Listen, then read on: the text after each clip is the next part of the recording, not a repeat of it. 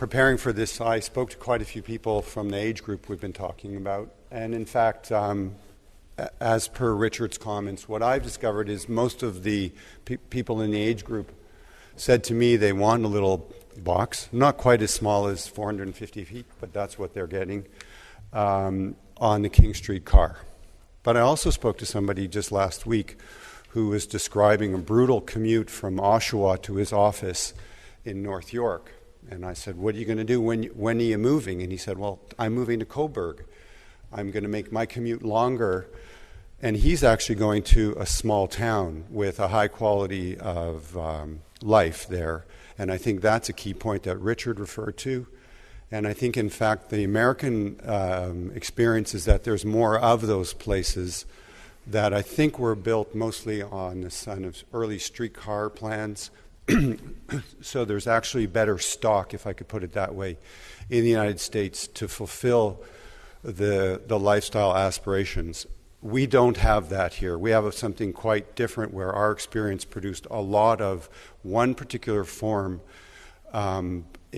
built by not that many companies. So I have here, what do they want? They want King Street and Coburg. In both cases, they want walkable, sustainable, independent business. We even heard that they don't want Starbucks. They want independent coffee, not Starbucks, public transit, et cetera, et cetera. The list is quite long. So, having been in the land development business for quite a long time, I'd suggest to you that new single-purpose subdivisions will not deliver on those aspirations.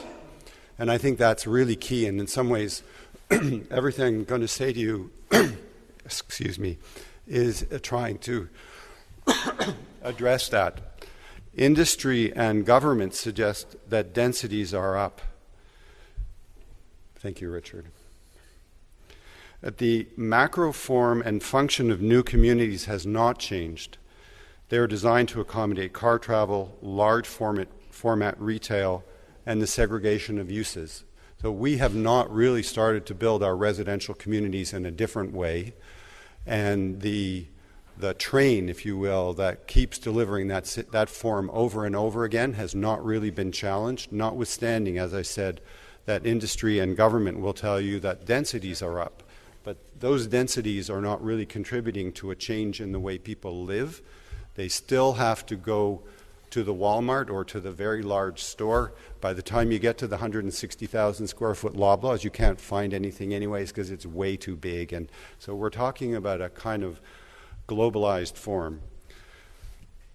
Marginal increases in densities as a result of the significant townhouse construction and even some of the small local retail have no significant impact on the function of new suburban environments.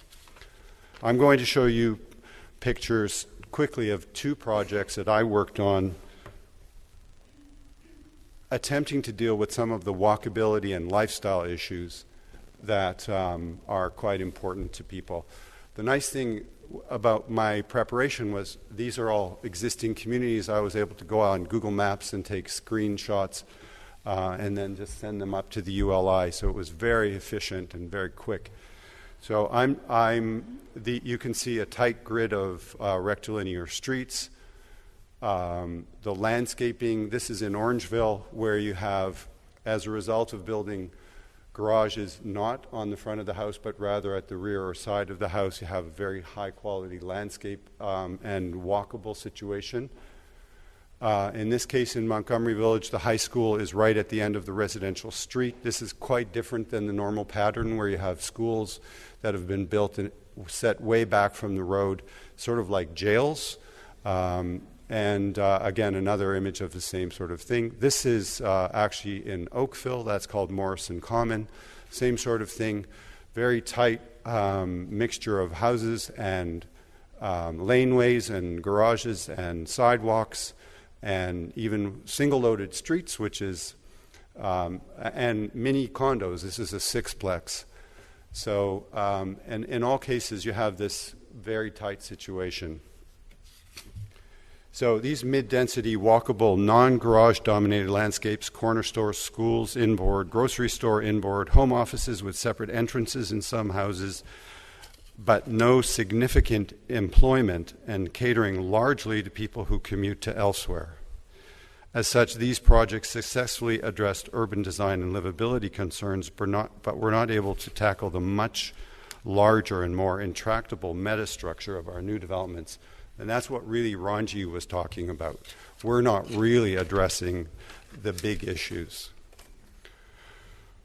So I'd like to suggest at this point there's a great disconnect between industry and regulatory world of planning and development and the realm of economic development. Some millennials may want downtown options with high-quality public places and services.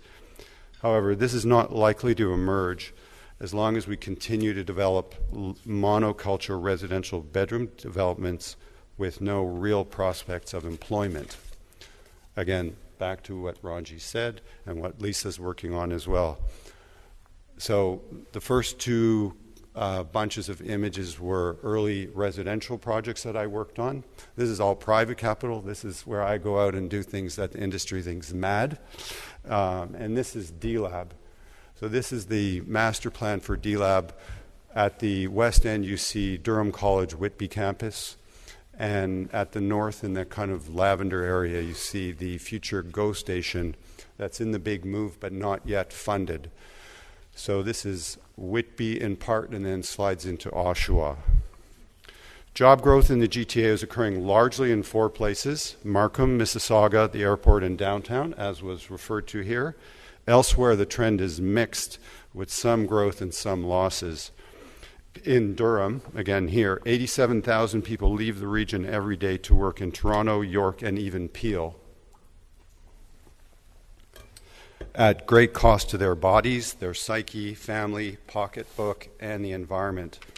D-Lab is a big, ambitious attempt to bring employment to Durham, a place where 37,000 jobs have been lost at GM alone. There's 3,000 jobs left there, and I expect that those will be gone at the end of 2017.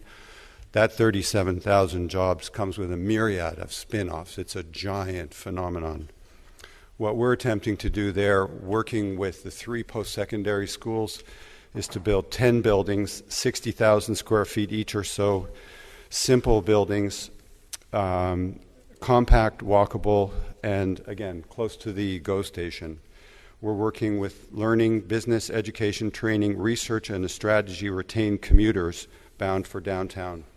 That idea is that some of these office buildings would be hoteling buildings, what you saw in Holland, opportunities for companies, architecture firms, and really almost any industry that has some connection to the curricula at the three post-secondary schools to come there and develop partnerships and relationships in research, economic development, and trying to keep people from having to get on the 401. As I said, 87,000 people are leaving this region every morning. And this is a part of the world where for many years, and it continues actually, the only real growth is in residential subdivisions in the tens of thousands, but there's been mostly a kind of hollowing out from an economic perspective.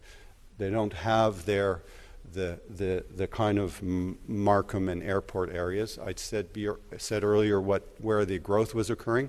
It's not happening in Durham. So this is a very big and ambitious project attempting to turn back some of that. And this is the building plan within D-Lab West, which is the portion I'm building. That's the streetscape, also kind of familiar. The building type is essentially modeled on the traditional industrial buildings that we have, and more or less everybody loves these kind of buildings. These are three-story simple buildings. What you see there is the Ontario Beverage Institute, which is a project of some of the brewers and Durham College and Trent University, and some student housing planned there as well.